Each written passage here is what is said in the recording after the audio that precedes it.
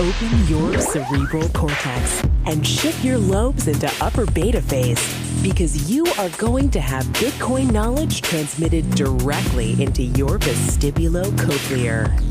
Your host at Bitcoin Knowledge is Trace Mayer, an early Bitcoin advocate since it cost $0.25, but this is not intended to be investment advice. A doctor of jurisprudence, but this is definitely not legal advice. And an investor in core cryptocurrency infrastructure, including Armory, BitPay, Kraken, and Mitagio, but this is not a recommendation of those services. Here, you get fed via direct mind download with pure and free Bitcoin knowledge.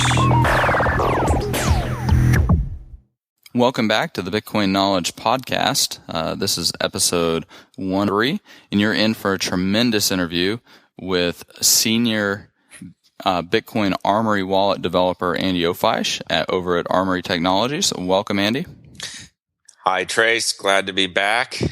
Yeah, so we're just going to dive right in. We're going to talk about multi-signature and fragmented backups and how we can implement those two extremely powerful tools to create a good security plan for our Bitcoins or a good secession plan, things like that. So let's start off. What exactly is multi-signature and how is it used?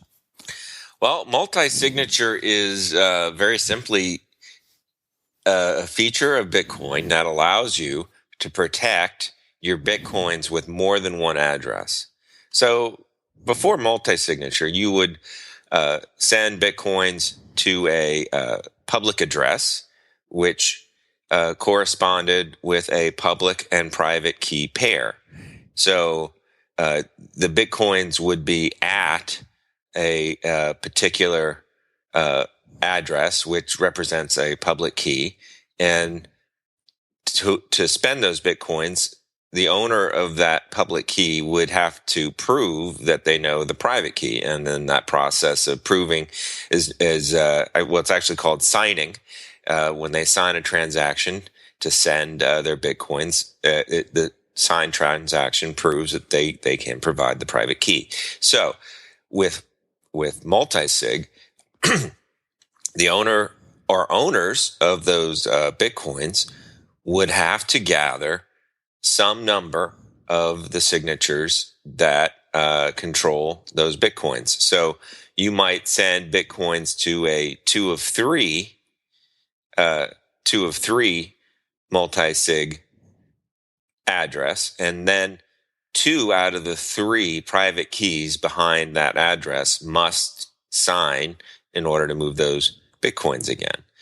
So you might have a 3-member board of directors, or you might have a buyer, a seller, and an escrow agent, or you could have even a parental custodial account where 2 out of the 3 amongst 2 parents and a child would have to sign off on moving those Bitcoins. Yeah, so just to recap from episodes 100 and 101, we have this public key, and that's where Bitcoins are at. And then we have a private key, and the private key is really just a number, like a really big number.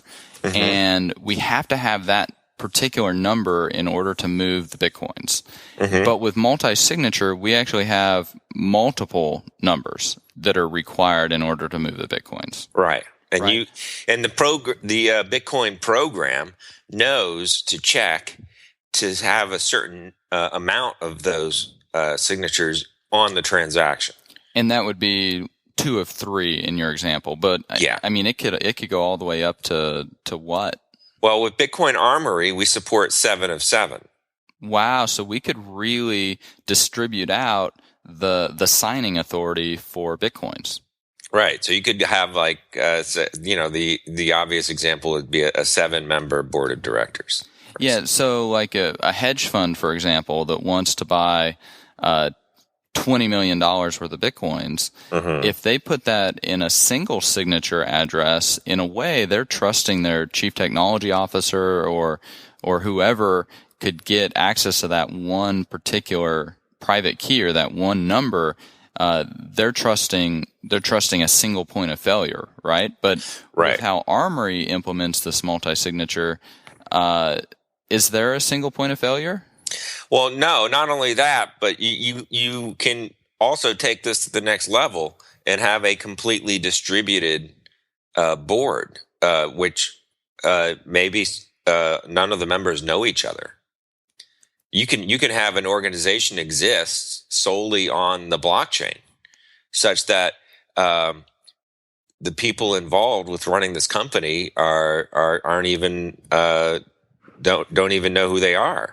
So, like an example of how that would work is there would be an offline spending transaction created, but then the collection of the signatures could all happen in a very blind way. Well, yes. What happens with Armory is you can create whatever transaction you want. Imagine this imaginary 7-person board of a company that exists in the ether and nobody knows each other. You could have any member or anyone really create a transaction. You could have other people that don't have signing authority, but have the ability to create transactions too. So you might even have an administrator create transactions for the board members to sign. And then that transaction gets sent via email, say, or text or whatever, or a fax even. Yeah, because we're just talking about a regular offline transaction that's just unsigned, so it's just a string of text. So perhaps even use Bitmessage, because that has no metadata associated with it like email does. Right. But you could literally fax it and type it in. I mean, it would be a pain in the neck. Right. That's what we're talking about. We're talking about character data. We're not talking about some binary file where everything in it is hidden. And if you really wanted to decode that fax, you could bring up the source code because it's open source, and you could actually decode it yourself by hand. Now, this is important because we're dealing with anonymous board members, and everybody has to trust everyone. And normally you would, but with Bitcoin, that's not necessary.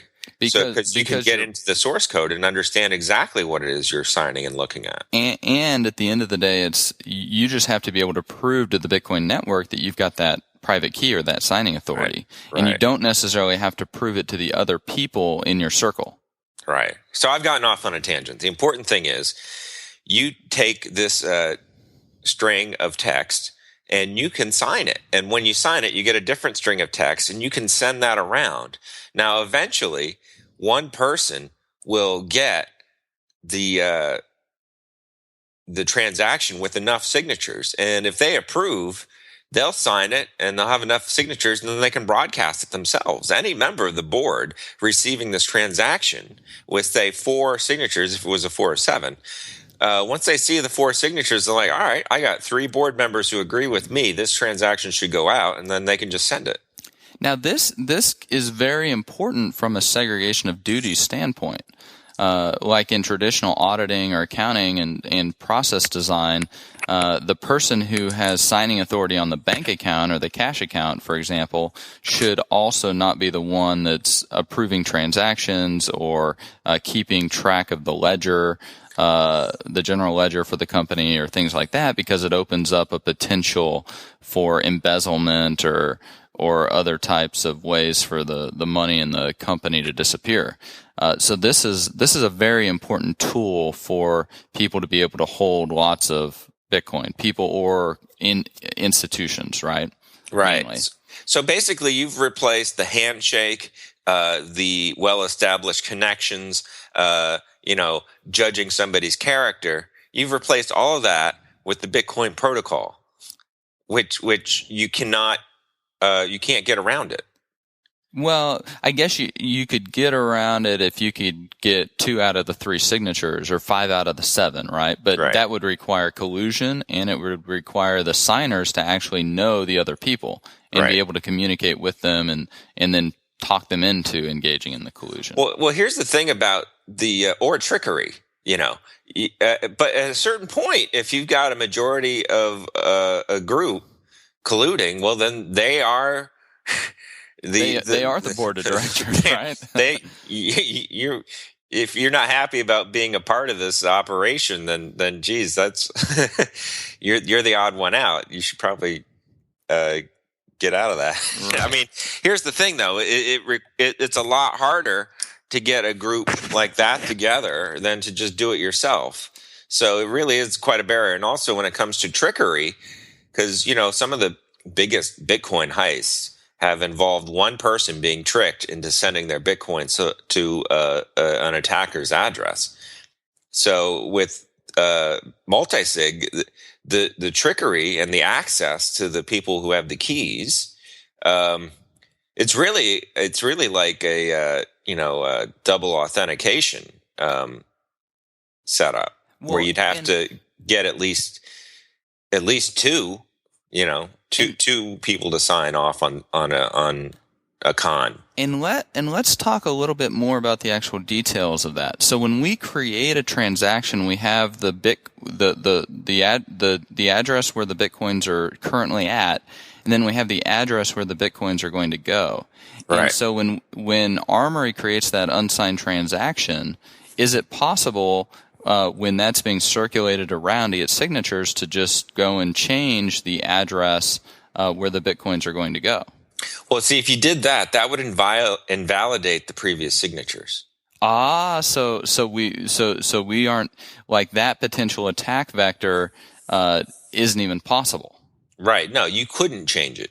When you sign something, you're signing the important aspects of the transaction. Now, here's something else to know. I mean, one of the ways in which people get tricked is there's different ways you can sign. There's different kinds of signatures. If you can sign something, you can sign just the fact that you're sending your Bitcoins out, and you don't actually have to sign the output. There's a specific kind of signature where you don't. Now, Armory doesn't allow that, but when a particular other wallet was attacked, people were inserting these SIG hash types, is what they're called, signature hash types, and people were getting tricked into signing open-ended, basically the equivalent of a blank check. Right. You didn't make out a pay to the order of right in the signature hash. Right. So that's possible in the protocol. It's non-standard, and people can get tricked into doing that. Actually, I don't know if it's for sure if it's not standard. But that's something that someone who's not even aware that there's a SIG hash type and that they're just trusting whichever wallet they're using might inadvertently get tricked into. Right, exactly. Man, like there really are a lot of potential pitfalls for people in the security space that, it's important, I think, for people just to be aware of, like, what is possible with the protocol. Yeah. So the thing about Bitcoin that you have to be aware of is that Bitcoin is a protocol that allows for a great deal of security. The actual security isn't built into Bitcoin. I mean, there's some pretty basic things that Bitcoin does in order to work, with like signing and all that. But it's not complete. And that's one of the ways in which people have been losing their Bitcoins is they overestimate the amount of security that comes with the protocol. What you need is software on top of that adds the extra layers of security that are needed for business applications. Well, and this goes all the way back to the very genesis of Armory, right? Like Alan saw, it was theoretically possible to do the whole concept of cold storage, and Satoshi even recommended doing it, but the software hadn't been built, and so Alan was like, "Oh, I could build that," and so he built it, right? Right. It's not like Alan had the vision. It's these people on the Bitcoin forums who had the vision initially, and they would go on and they would discuss, oh, here's some things I would need to use this in my business, or to use this to implement this business plan that I have in my head. And they would discuss these things on the forums. And Alan came along and was like, "Oh, I know how to do that.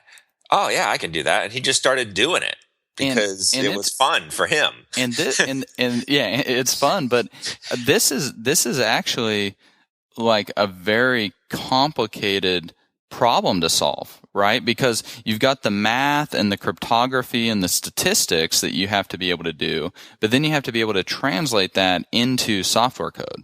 Right. And that's not necessarily the easiest problems to solve. Yeah.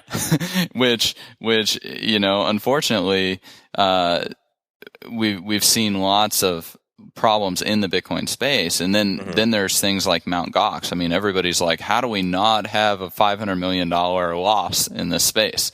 Yeah. Well, we could use multi-signature like we have in Armory. We could use that, and then we wouldn't have $500 million losses unless there was massive collusion. Right. But, if you're a megalomaniac with a company that is successful beyond anyone's imagination, and you don't want to hand over the reins to anyone, well, it's not likely you're going to use multi-sig anyway. Well, and that raises a very good point, right? Because with Bitcoin, you either have the private key or you don't. And so you can distribute those private keys. And then you can know that those private keys have been distributed. Mm-hmm. Mm-hmm. And so, yeah, I think a lot of, especially in financial services, a lot of the banks or the investment accounts or whatever, they really, really like holding people's private keys to their assets. They like holding the share certificates with the DTCC. They like being able to hypothecate or rehypothecate those share certificates. I mean, we saw things like Madoff and John Corzine with MF Global, where they're actually, they were entrusted to hold the private keys to these customer segregated assets, and then they went and did unconscionable things with that trust. But with Bitcoin, we're able to know exactly who's in charge of holding those private keys. Well, here's the thing. You say they went and did unconscionable things, when actually what they did is normal things that humans do to each other in the course of history. Well, I mean, I guess unconscionable because people are supposed to go to prison for stealing lots of people's retirement accounts and exactly. lots of people's assets. Right? And your assets are basically being protected with the threat of prison time. You really have to trust that the person controlling your assets is afraid of the threat of prison time. Well, yeah. So you could say that there's a proof of violence that is protecting assets when we have these centralized ways of distributing the property rights. But with Bitcoin, where we have this decentralized, distributed way of protecting assets, we're able to protect the assets based on proof of trust or the proof of math. So we're relying not on this government threat to people who steal other people's money, but instead we're relying on the math and the cryptography. Right. And with all the stuff that's been in the news lately about regulatory capture, we're finding out that we can no longer trust the government to keep an eye on these large financial institutions. Yeah, well, that's definitely an issue. So you need math. Yeah, well, that's what Bitcoin has. Well, why? Well, just from a logical point of view, why trust this centralized institution that could be potentially influenced when instead you could just trust math? Yeah.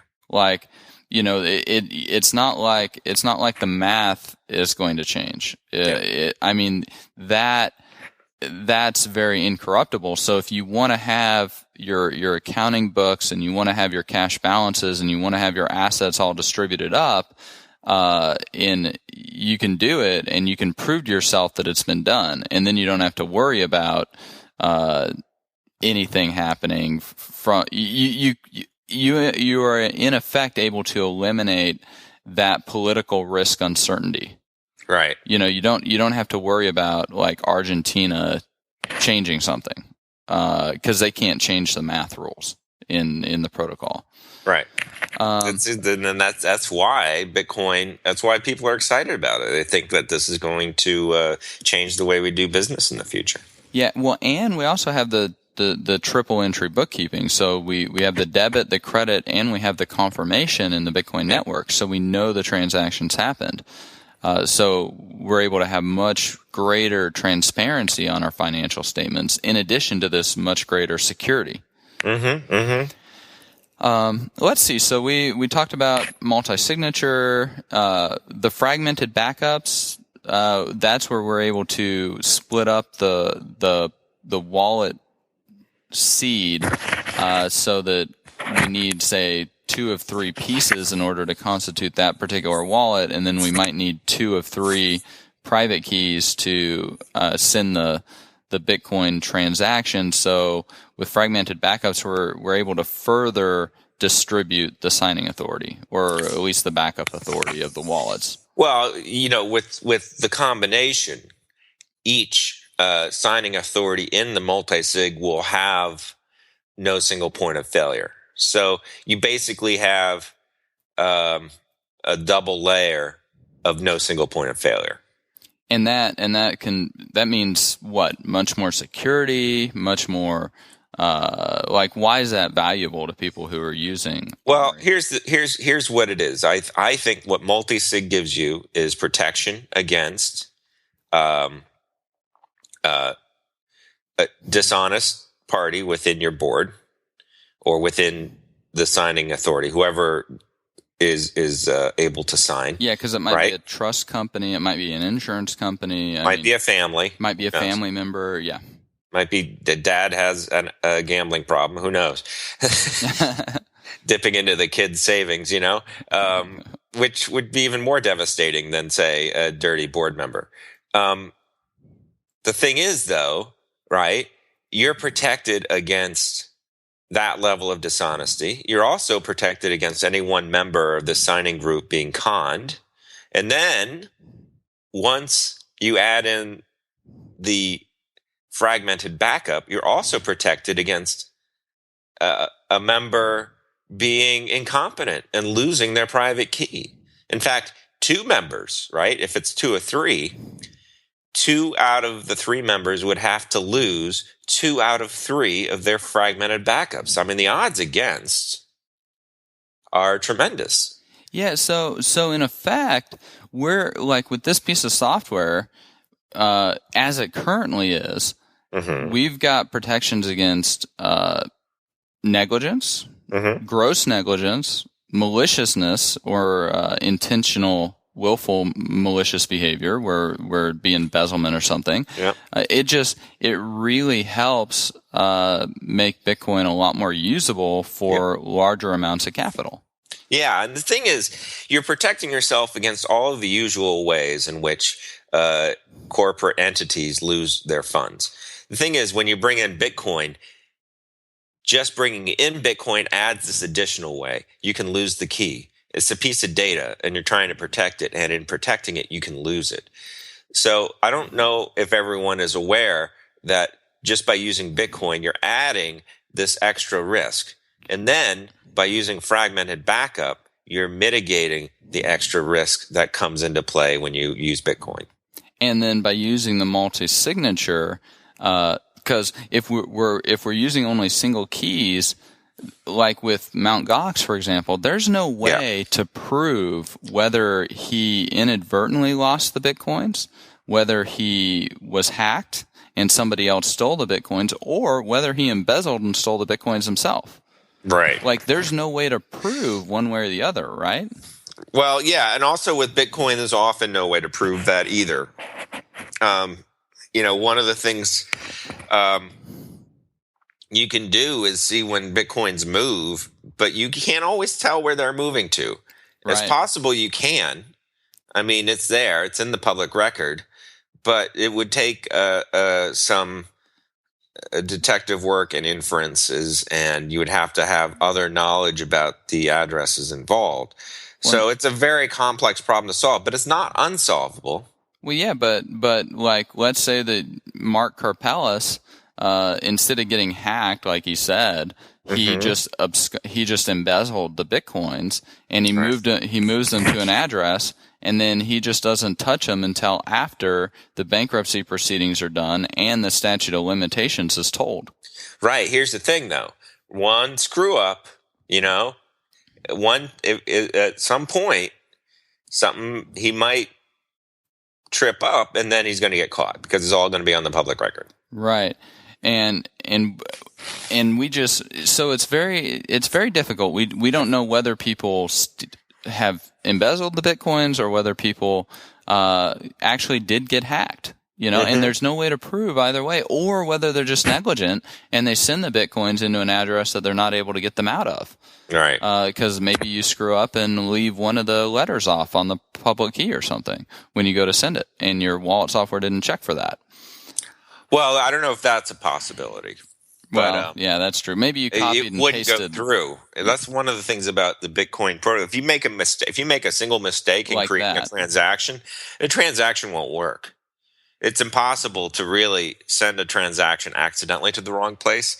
The only time you send it to the wrong address is when somebody's tricking you into sending it to their address. Right, like you copy and paste it, but when you go to paste it, maybe the computer virus on your computer changed the paste address. Yeah, exactly. I mean, 999,099 whatever times out of a gajillion, you're going to run into an error and not actually send it someplace.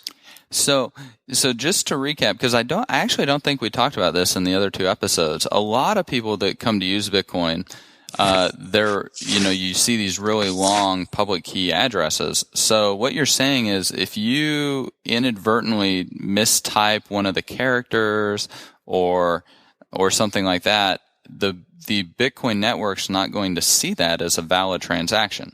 Right. So the odds against making a mistake and ending up with a different valid transaction than the one you wanted are astronomical. Okay, well that should help people sleep a little bit better at night, knowing that they don't have to. They should still be triple checking their addresses. It's important to forget that fact. When it comes to checking things, you want to double check as if that wasn't true. Yeah, but maybe it's that you're sending $5 for the coffee or something, and it's nice to know that if you didn't, if your QR code reader and maybe you accidentally deleted one of the letters on it or something, like, you're not going to lose your $5. Yeah. I mean, if you got a $5 and you're going to pay the guy at the counter, you're not going to really look at the badge or the name tag. And it's like, you don't work at 7-Eleven. I'm not giving you this $5. Right. that people are begging for that are actually going to get built. Well, the big one is our implementation of what's known as BIP32, which is a fancier version of the deterministic keys. So this BIP32, this is what's called hierarchical deterministic wallets. Yeah. And this is another brainchild of Alan's, right? Well, yeah, Alan and I think SIPA, Peter.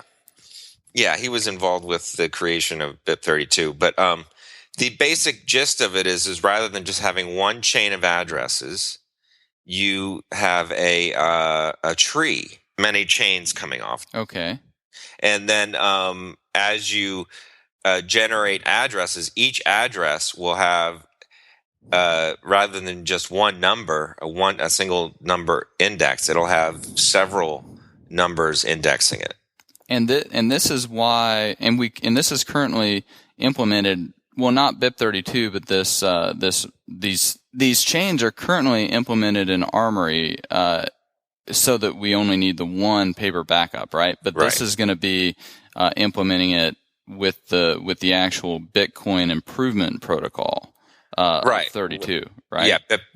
Yeah, because they're all numbered, and this is the 32nd one. So what the end user will experience is they can have many wallets, and they could have their whole operation. If you have like an exchange, for instance, running off of Armory, you could have all of that backed up with one key. So you could have several wallets with one root key backing it up. Wow, that'd be nice. So, and this, along with other changes, is what's making Armory scalable, so that our new users, can come in and they can provide services to people through a website, or if you run your own exchange off of this, or your own business. And the whole idea is that we've scaled up Armory. We've made it much more scalable. Right. So the core infrastructure for the Bitcoin community, Armory is really going to be able to handle a lot larger businesses, services, stuff like that. Right. Like an exchange or a merchant, they can use Armory and do it on them and do commerce on a much larger scale. Yeah. So, but we're also going to need some performance improvements, right? So, well, that's coming. A little bit about those. Yeah, we've added a new database, LMDB, and we've refactored a lot of the back end with a lot of optimizations. A couple of our guys, super talented, Farhad and Charles, have been working away at this for the last few months, and it's very exciting. I mean, a lot of the times for loading the blockchain are down. The number of transactions that can be handled, automated transaction processing, all of this is going to be possible with the next version of Armory. Now, when you say like Charles and Farhad, how many full-time developers are there on the Armory Bitcoin wallet? We have 5 of us now. 5 full-time. Wow. Yeah. And so we got Alan, and he's got a master's in statistics and some computer programming. Then we got a couple other people with masters in cryptography also working on it. Yeah, very. And we have Farhad, who is predominantly self-trained, but he came to this with his connection with Alan on the boards. So when people were paying Alan bounties to get certain projects done, if Alan needed something in an area of, say, low level Windows type thing had to be done, Farhad was, I know how to do that. And then he'd come in and help him out. So that's how we ended up with Farhad. Yeah, well, I remember like he was finding all these bugs just like super efficiently. And he's been a great addition to the team. Mm-hmm. In fact, he's really sharp. I remember we were at one of the conferences, and someone came up and they're like talking about our wallet, and they said they asked the question. They were like, "Well, why should I use the Armory wallet?" And Farhad, he responded, "Because whoever steals your Bitcoin will." So one way or the other, your Bitcoins are going to be protected by Armory. So I thought that was like a very insightful quip, just off the cuff. Like you have to respect the private keys. Yeah. You don't respect the keys. Somebody else is going to get those keys, and they're going to respect them. Right. Because here's what's happened with Bitcoin is we now have a situation where data has absolute value to it. Yeah, I mean, you steal that you steal that number, you can do the math, you can get the purchasing power. Yeah. Let's see, what else is very important for this performance improvement? We got the super node coming, right, to help scale the databases and the merchants. That'll allow people to put thin clients on a super node where you basically set up a server that is running the super node, and then you can have thin clients working off of that server. So this will be a super node that Armory Technologies is running, or a super node that anybody who gets the Armory we'll probably have our own. We'll probably have our own service set up, and that'll come with our support options. I think that's where we're ended up eventually. But with what we're releasing, the software behind that type of service will be available for people to use. For anyone to use. Yeah. Now this is really important because, like, when you're using Electrum or Blockchain.info's supernode, you're potentially leaking a lot of information to them, right? Well, yeah, that's just it. Is you could be the person that's having information leaked to you with our software. which could be used in what type of a way? I mean, you would know marketing. Who knows? Well, yeah, you could use it for marketing. You could see IP addresses of people who are checking particular wallet balances, know which computers to attempt to target or infiltrate. I mean, it like using somebody else's supernode for your thin client in order to have the added convenience also comes with potential risks, right? Yeah, and so get your own.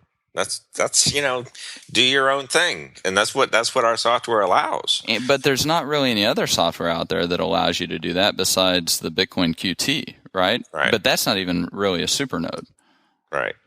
So basically, I see Armory as an intermediate between having a service where you have to trust other people or having Bitcoin core code where you have to do all the work. We've done a lot of the really difficult work so that you can be your own banker. Oh man, that's just great because you can hold your own private keys, you can secure them to the level that you want them secured, and you don't have to trust anybody. Yeah, and it's open source software, so you can review all the code and all the math, and your money and your assets are safe there. Yeah, and it has to be done the right way too, because there are a lot of pitfalls as we've seen, not just with other services out there, but with other software, etc. So it's really important to do like the supernode, the BIP32, like implementing thin clients, all this has to be done properly. Otherwise, you're opening or exposing yourself to a lot of security vulnerabilities. Right. Okay. Well, there we go. That should round up this episode. Thank you so much for taking the time to discuss this multi-signature, how it can be implemented in a personal plan for security, backups, all of that, and also some of the development that's on the horizon for Armory. So thanks for being with us, Andy. Thanks very much, Trace. It was great talking to you. Be sure to get a copy of the free Bitcoin Guide at freebitcoinguide.com. Got a question or suggestion? Record your voice at bitcoin.kn.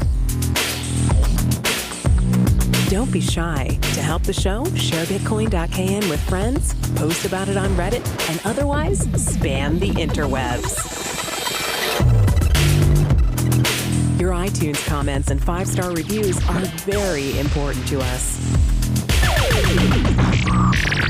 Please continue tuning in to the Bitcoin Knowledge Podcast, where we release interviews with the top people in the Bitcoin world. Now take some choline and let that Bitcoin knowledge consolidate.